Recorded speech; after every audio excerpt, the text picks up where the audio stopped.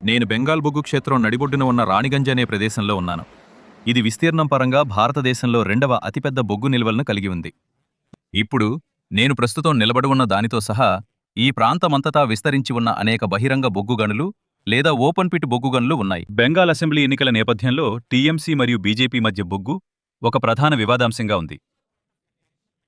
1777 సంవత్సరంలో పశ్చిమ బెంగాల్లోని రాణిగంజ్లో బొగ్గు మొదటి ఉత్పత్తి ప్రారంభమైంది మరియు అదే బొగ్గుతో దేశ పారిశ్రామిక విప్లవానికి అగ్ని రగిలింది. కాని ఆ నల్ల వజ్రం యొక్క మెరుపు రాజకీయ చక్రవ్యూహంలో కనుమరుగైంది.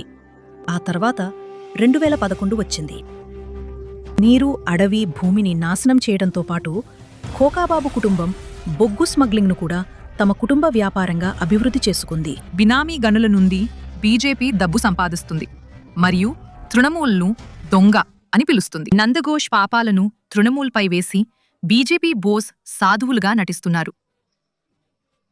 కానీ రాజకీయ ప్రదర్శనలు మరియు వాగ్వాదాలకు అతీతంగా ఈ ప్రాంతంలో జరిగే ఈ మొత్తం బొగ్గు తవ్వకం కార్యకలాపానికి మానవ మూల్యం ఉంది. నేనిప్పుడు హరీష్పూర్ అనే గ్రామంలో ఉన్నాను మరియు కొన్ని సంవత్సరాల క్రితం ఇక్కడ ఒక పెద్ద సంఘటన జరిగింది. దానివల్ల ఈ గ్రామంలోని చాలా ఇళ్లకు పగుళ్లు వచ్చాయి. ఇప్పుడు ఇది అనేక వార్తాపత్రిక కథనాలలో మరియు చాలా టెలివిజన్ కవరేజీలో వచ్చింది. మరియు ఈ రోజు నేను ఇక్కడ ఉన్నప్పుడు ఆ సంఘటన జరిగిన రోజు నుండి ఇది ఇప్పటికీ అలాగే ఉంది. ఇప్పుడు మీరు ఈ ఇంటిని చూస్తే దీనిలో పెద్ద పగుళ్లున్నాయి. ఇది నివాసయోగ్యం కాదు మరియు ఈ గ్రామంలో చాలా మంది ఇతర ఇళ్లకు కూడా ఇలాంటి పగుళ్లు వచ్చాయని మాకు చెబుతున్నారు. కాబట్టి నేనిప్పుడు హరీష్పూర్ గ్రామం లోపల ఈ పెద్దాయనతో నడుస్తున్నాను. ఆయన తన ఇంటిని మాకు చూపించి ఏం జరిగిందో చెప్పాలనుకుంటున్నానని అంటున్నారు. ఒకసారి చూపించండి తాత. ఎంతగా పగిలిపోయిందో. ఇదంతా పగిలిపోయింది మరియు ఈ ఇల్లు మొత్తం కింద కుంగిపోయింది. కాబట్టి ఇక్కడ ఉన్నదంతా ఈ గ్రామమే. మరియు తాత ఇప్పుడే మాకు చెబుతున్నట్లుగా చాలా పగుళ్ళు మరియు చాలా ఇల్లు ఉన్నాయి. మృణ్మయ్, మీకిది కూడా చూపించగలిగితే. గోడలో మరో పగులు. మరియు మీకు మరికొన్ని విజువల్స్ చూపించడానికి నేను ఈ ఇంట్లోకి ప్రవేశిస్తున్నాను.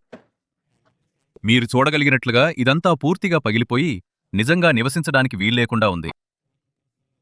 మరియు ఈ గ్రామంలో కేవలం ఒక్క ఇల్లు మాత్రమే కాదు, ఇలా పగుళ్లు వచ్చిన ఇల్లు చాలా ఉన్నాయి. మీరందరూ ఓటు వేయటానికి ఇష్టపడట్లేదని నాకు చెబుతున్నారు. ఎందుకలా? ఓటు వేయాలనుకోవట్లేదు. మాకు ఎవరూ ఏ ఏర్పాటు చేయట్లేదు. ఇంటి పరిస్థితి ఎలా ఉందో మీరే చూస్తున్నారు. ఇంట్లో మనుషులు నివసించడానికి వీలుగా లేదు.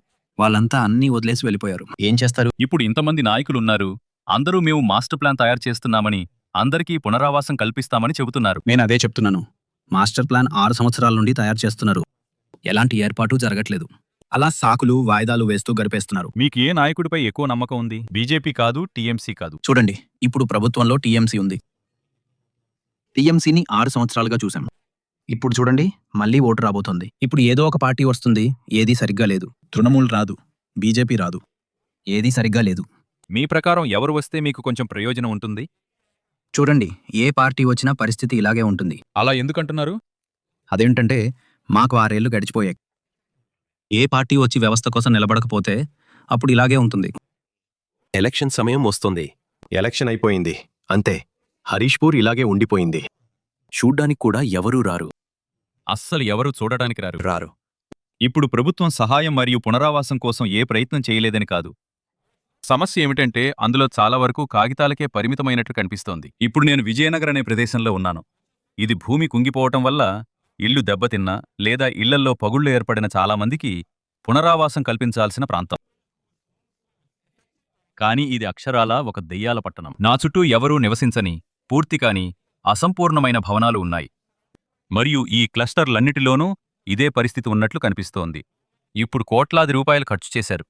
మరియు కేంద్ర, రాష్ట్ర ప్రభుత్వాలైన టీఎంసీ మరియు బీజేపీ రెండూ కూడా మీకు తెలుసా ఇలాంటిది తమ వల్లే జరుగుతోందని చెబుతూ ఈ మొత్తం ప్రయత్నాన్ని ప్రచారం చేసుకున్నాయి.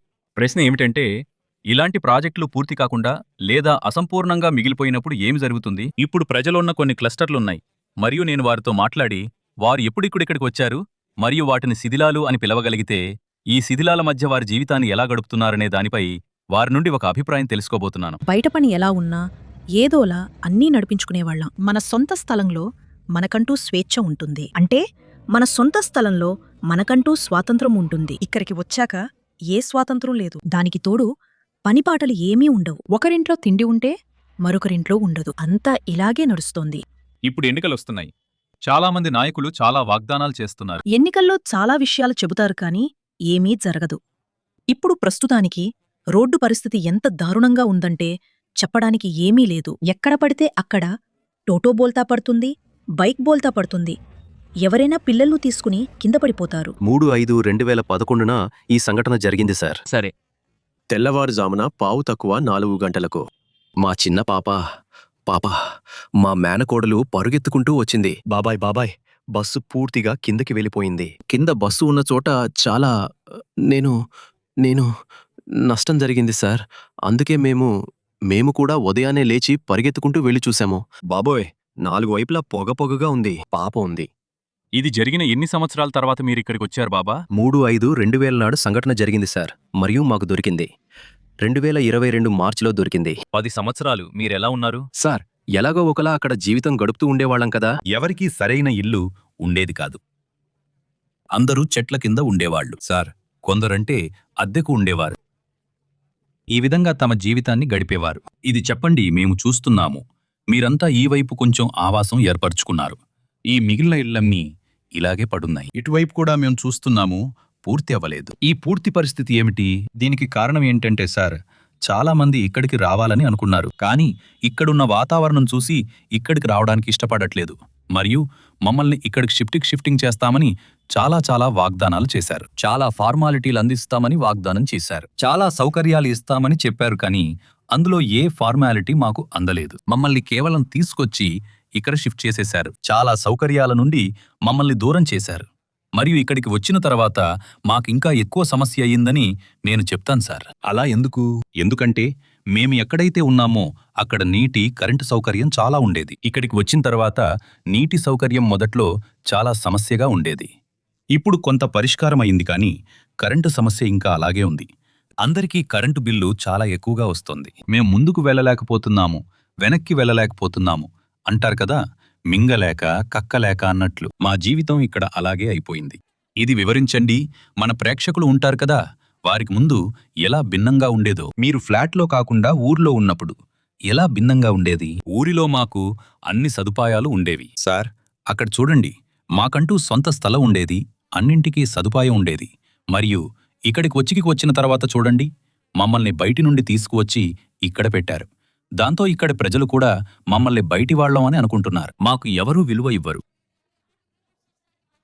బొగ్గు ఒక పెద్ద వ్యాపారం. ఇది భారీ పరిశ్రమల నుండి మన జాతీయ గ్రిడ్ వరకు అన్నింటికీ శక్తినిస్తుంది. కానీ అది దేనికి శక్తినివ్వలేకపోయిందంటే, బహుశా ఈ బొగ్గును వెలికితీయడానికి ఎవరి ఇళ్లనైతే గొల్లగా మారుస్తున్నారో వారి జీవితాల్లోని కనీస గౌరవానికి. ఇప్పుడు బెంగాల్లో తర్వాత ప్రభుత్వాన్ని ఏర్పాటు చేసేది ఎవరైనా ఈ ప్రాంతంలో అమల్లో ఉన్న పథకాలన్నీ కాగితాలకే పరిమితం కాకుండా క్షేత్రస్థాయిలో వాస్తవ రూపం దాల్చేలా చూడడం మంచిది.